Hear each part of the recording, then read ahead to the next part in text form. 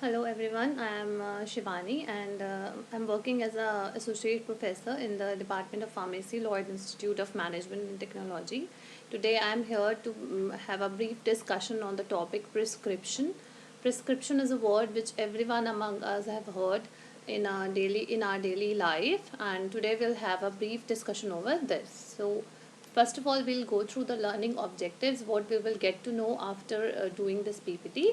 So that will be the definition of prescription, with the parts of prescription, what makes prescription a whole thing, so the various parts of prescriptions, and what are the sources of error which can be there in the prescription. So the first part is definition.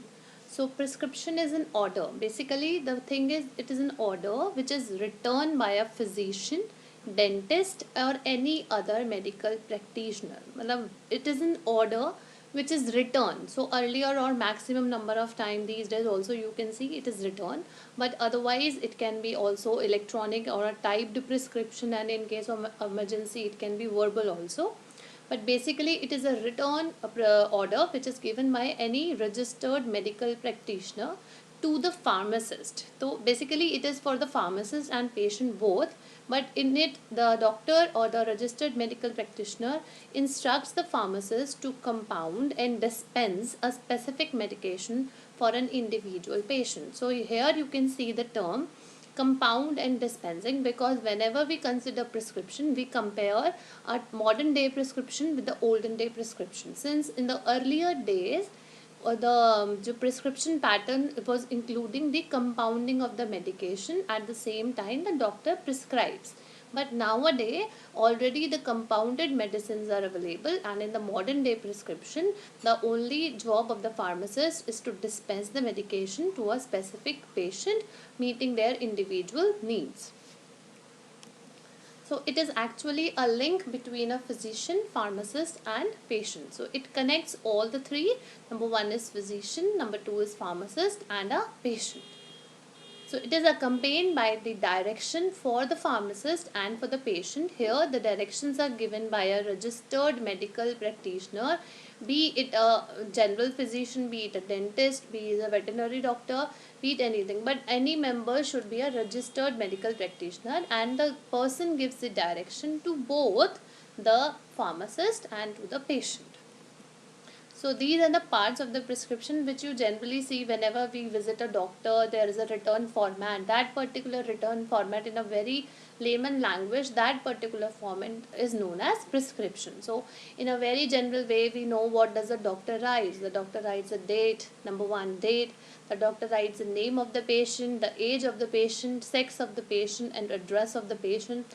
So these are very common things. So next is superscription. Next is inscription and subscription. So these are the three things: superscription, inscription and subscription, which we will see in the next coming slides. What are these? But the sequence stays the same. We cannot write the inscription first and then the superscription. The sequence stays the same. सबसे पहले there will be superscription, next there will be inscription, and the number third there will be a subscription, followed by a signature, a signatura and the renewal instructions, and at the last there is a doctor's signature, address and the registration number of the prescriber or the आपका registered medical practitioner. So date, it helps. Why we need to write a date? It helps a pharmacist to find out the date of prescribing and the date of prescription for filling the prescription. Why we need to write? So basically in a very general way it helps to maintain a record. We can filter out the prescription on the basis of the date, but also it is very important in the case of prescriptions containing habit forming drugs, because they need to be refilled only a specific number of times, since they are habit forming drugs are there. So in case there is no date written, so there are no proper measures to follow the renewal instructions. So this is very important in case of habit forming drugs.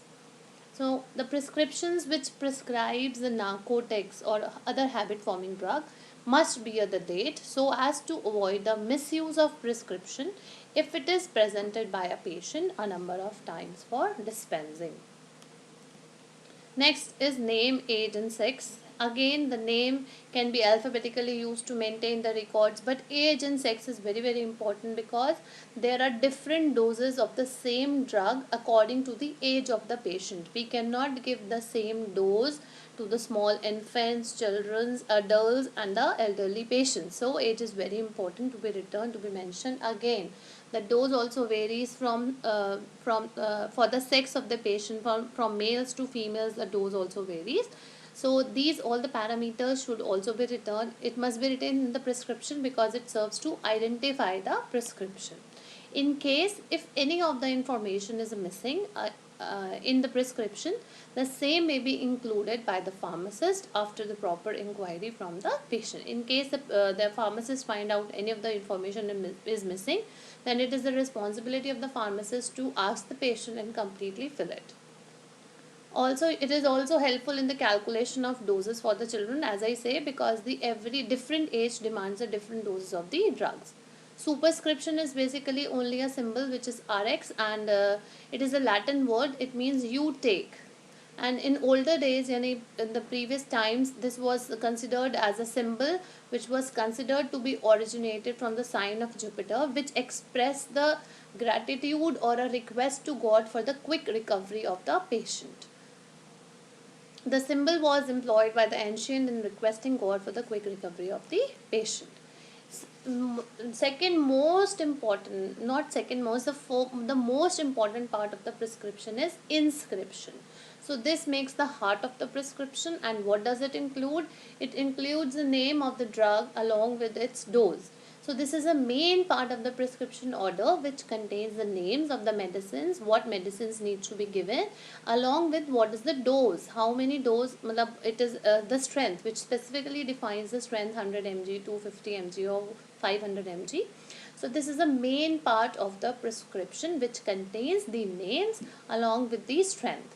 The name of each ingredient is written on a separate line along with its quantity, because you must have also seen a doctor never writes two drugs in the same line. They need to be written in a separate line along with their dose.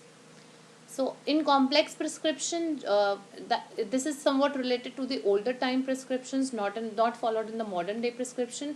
So in the complex prescription, earlier we used to divide the prescription, the inscription into three parts, which is base, adjuvant and vehicle.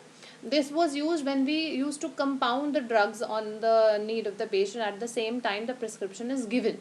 So what does it contain? It contains base. Base means which contain the active medicament. In a very general language, API, active pharmaceutical ingredient, is the base. So which is actually responsible for producing the therapeutic effect. Number two is adjuvant. Adjuvant of what? These are the excipients, because any dosage form is a mixture of a drug plus excipient. Drug produces the therapeutic effect, and excipients basically gives the strength to the preparation. They are necessary to for various functions, like for coloring, like for flavoring, like for enhancing the stability. These all are the functions of different excipients. So adjuvant includes either they are added to the preparation either to enhance the action of medicament or to improve the palatability. What is palatability? The ease or comfort with which we can swallow the medicine is known as palatability. And number three is vehicle. It is included in the prescription either to dissolve the solid ingredient or to increase the volume. Obviously, if you are preparing any liquid medication, so you need to dissolve in a particular solvent. So that is also the use of the vehicle. So basically, in the earlier time, we divide this part into three when it was compounded. So as like base, adjuvant and vehicle. Next is subscription. Again, this thing is not a part of the modern day prescription, and this comprises the direction by the doctor to the pharmacist for preparing the prescription and number of doses to be dispensed. So we have already done in these days, in the modern day prescription, the medicines are not compounded at the same time. They are already available in the compounded forms, and they are generally meant to be dispensed. So this is not a part of a modern day prescription. This is a part of an earlier day prescription. Next, signature. This consists of the directions which are given by a registered medical practitioner to the patient regarding the administration of drug. So whatever the instructions which are registered medical practitioner needs to give to the patient regarding the administration, like what should be the route of administration, कैसे लेना है, what should be the frequency, what should be the time after food or before food, or any special directions that reconstitution directions or to be dissolved in a particular solvent, whatever. So that needs to be, that comes under the part signature.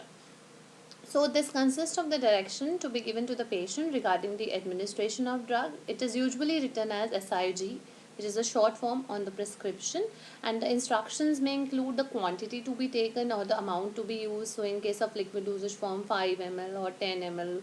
So कितना quantity आपको लेना है. Number 2, frequency, how many times a day you need to take, what is the timing of administration, and the route of administration, and any special instructions such as dilutions. So these all instructions which are needed to be given to the patient regarding the administration, how a medicine should be taken, comes under the signature. Renewal instruction, the prescriber, they indicates on every prescription order whether it may be renewed, whether the prescription is meant to be meant for renewal or not, and if it is meant for renewal, then how many times it should be renewed. It is very important, particularly in case of prescriptions containing the narcotics and habit-forming drugs, to prevent their misuse. Last is the signature, address, and the registration number, which is very, very important for the prescriber. So the prescription must bear the signature of the prescriber along with the registration number and address. So this is a very simple layout of what a prescription looks like. So you can see the date on the uppermost left corner. It is mentioned the date, and this is the Aptus Medical Arts is the name. Then the name is the patient's name and the address of the patient. On the right hand side in the upper part you can see the age of the patient, the weight of the patient. So this part is then RX. This R joined with X is a symbol for superscription, and here it is given as losartan. Where you can see in the bracket it is given as inscription. The dose and the name of the drug along with the dose and how much quantity to be taken is a part of inscription. And this symbol, big RX symbol, is known as superscription.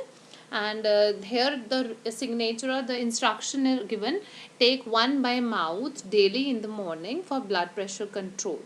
And subscription is not there because it is not a part of the modern day prescription. And there in the left side corner you can see the refill instruction to be 6 times. And generic substitution, whether you can done like a drug is available by the different manufacturers, so generic substitution is allowed or not, and the signature of the doctor. So this is a very simple layout. Just we have given the date, we have given the name, address, RX, which is superscription, the name of the drug along with its dose, inscription. Then subscription is which is not a part of modern day prescription. Then the signature means the instructions which is given by a registered medical practitioner to the patient, and then the renewal instructions and the doctor's details. So what can be the sources of errors in prescription? Number 1, following are the sources of errors which arise in prescription, like abbreviations. Abbreviations presents a problem in understanding the parts of prescription order. So extreme care should be taken by a pharmacist in interpreting the abbreviation. Usually the drug should not be given by their abbreviations, and their full name of the drug should be given. Next is the name of the drug. There are certain drugs which you can see the bracket, it is given as SALA, which means sound alike and look alike. Jinka spelling looks same, and they also in the pronunciation they look same, whose name look or sound like those of the other drugs. Some of the examples of such drugs are like digitoxin and digoxin, prednisone and prednisolone, doridone and doxydone. So these are the drugs which are almost similar in spelling and which are also which also sound same. So they need to be specified very clearly what as it is written, since there can be some confusion when the pharmacist is interpreting what type of drug it is. Next is strength of preparation. Usually should be a very clear practice that whatever the drug is written by a doctor, the strength should be given. In case the strength is not given, then it is the duty of the pharmacist to either ask the doctor what specific strength should be given for the patient. So the strength of the preparation should be stated by the prescriber. For example, it will be a wrong decision on the part of pharmacist to dispense paracetamol tablet 500 mg when the prescription for paracetamol tablet is received with no specific strength. So if the pharmacist find the strength missing, then it is a liability of the pharmacist to confirm with the registered medical practitioner that what strength should be given to the patient. So next is dosage form. Since a single drug is available in different dosage form, it can be available as a syrup, it can be available as a tablet, it can be available as a topical dosage form. So you can see, if you are writing the drug, we should also clearly mention which it should be taken in what dosage form. So many medicines are available in more than one dosage form. For example, liquids की form में tablets, capsules and suppositories. The pharmaceutical form of the product should be written on the prescription in order to avoid any ambiguity or confusion. So the sources is strength should be clearly stated, the dosage form should be clearly prescribed. Last is dose. Unusually high or low doses should be discussed with the prescriber. Sometimes there might be a chance that the doctor has written a wrong strength. See, if you are seeing the age of the patient is 6 years and you are significantly seeing the high dose of the drug, so you should be very attentive whenever you are going through a prescription, and in case you find any error, then you should consult the physician regarding this. So unusually high, unusually low doses should be discussed. For example, a prescription for sustained release formulation. So very briefly we can say sustained release formulations are those dosage forms, are those formulations which give the action in the body for a prolonged intervals of time. ज़्यादा time के लिए देंगे. So those drugs doesn't need to be taken very frequently क्योंकि वो body में ज़्यादा देर के लिए रुकती हैं. They provide a sustained action for a longer duration. So उनके हम कम doses लेते हैं. So for an example, if a prescription contains a sustained release formulation and it is written as to be administered after every 4 hours. So obviously by reading it, you should obviously in a single way you should get to know that there is some problem, and it should be thoroughly checked because such dosage forms are usually administered only 2 to 3 times a day. If you are taking 2 to 3 times a day, usually we take sustained release formulation 2 to 3 times a day, and if it is given as 4 times after every 4 hours, so obviously uska concentration will be high and it can be toxic to the patient. So a dose should be it should be clear in the mind of the physician as well as in the case of pharmacist, and in case the pharmacist finds it out, they should consult the physician. Next is instructions for the patient should be clearly mentioned. If in case the directions are not given properly, frequency is not mentioned properly, so that can also be a source of error. So quantity of drug kitna lena hai, the frequency, the timing, because even some drugs are better absorbed in empty stomach, some drugs are absorbed in after food, so that should also be given, at what time the medicine should be taken. The route of administration should be clearly given for the patient in the prescription, otherwise there can be error. Next and very important is incompatibilities. It is essential to check that there are no pharmaceutical or therapeutic incompatibilities in the prescribed preparation.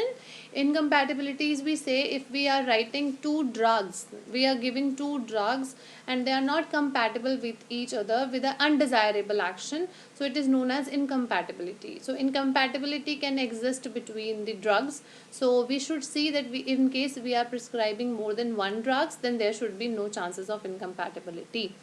So different medicines prescribed for the same patient. If we are giving different medicine to a single patient, they do not interact with each other to produce any harm to the patient. So incompatibility should be thoroughly checked. There should not be any sort of incompatibility. Whatever we are recommending to the patient, whatever medicines we are giving, it should be compatible with each other.